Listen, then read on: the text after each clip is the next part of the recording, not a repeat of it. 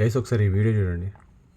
2,10,000 సంపాదన వస్తే ఆయనకి జీతం కింద ఎమ్మెల్యే కింద జీతం కింద వస్తే అందులో 42 మందికి ఇలాగా తల్లిదండ్రులు లేని పిల్లలు. నా పేరు హాస్ని, నేను 9th క్లాస్ చదువుతున్నాను. మా అమ్మ నాన్నలు చిన్నప్పుడే చనిపోయారు.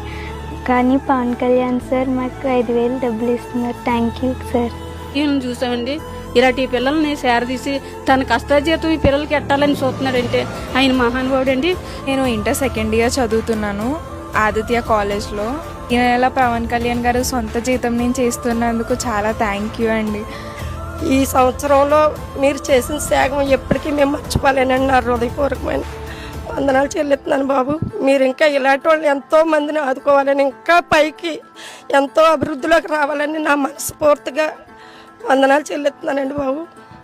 ఏదైతే ఆయన జీతం వస్తుందో ఆయన శాలరీ నుంచి ఇవి ఇవ్వడం జరుగుతుంది. వీడియో చూసారు కదా, ఆయన చేసిన మంచి పనులలో ఇదొక మంచి పని.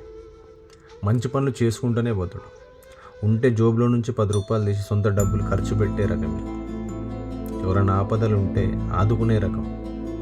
ఇలాంటి ఆయనను పట్టుకొని పావలాగాడని ఒకడంటాడు, 3 పిల్లలని ఒకడంటాడు, ఇష్టం వచ్చినట్టు మాట్లాడుతుంటారు. అవసరం ఆరామికి మంచి పనులు చూడండి రా, ఎన్ని మంచి పనులు చేసినో చూడండి, ప్రజలకు ఉపయోగపడతాడా లేదా చూడండి. అంతేగాని పిచ్చి పిచ్చిగా మాట్లాడడం, మనుషుల్ని ఇబ్బంది పెట్టేలాగా మాట్లాడడం, ఆయనని ఫాలో చేసే కొన్ని లక్షల మంది ఇబ్బంది పడేటట్టు మాట్లాడడం కరెక్ట్ కాదు.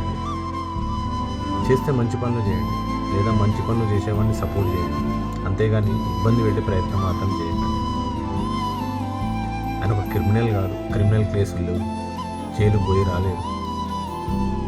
ఒక నీట్ క్లీన్ క్యాండిడేట్, మంచి లీడర్, మంచి పొలిటీషియన్. ఏదైనా పొలిటీషియన్ని మనం విమర్శించేటప్పుడు పర్సనల్గా కాదు, ప్రొఫెషన్గా ఆయన ఏం చేస్తున్నాడు, ఎంత మంచి పనులు చేస్తున్నాడు, యాజ్ ఎ పొలిటీషియన్గా ఎన్ని మంచి పనులు చేసినా చూడాలి. అది చూడకుండా ఇష్టం వచ్చినట్టు మాట్లాడడం కరెక్ట్ కాదు బ్రదర్.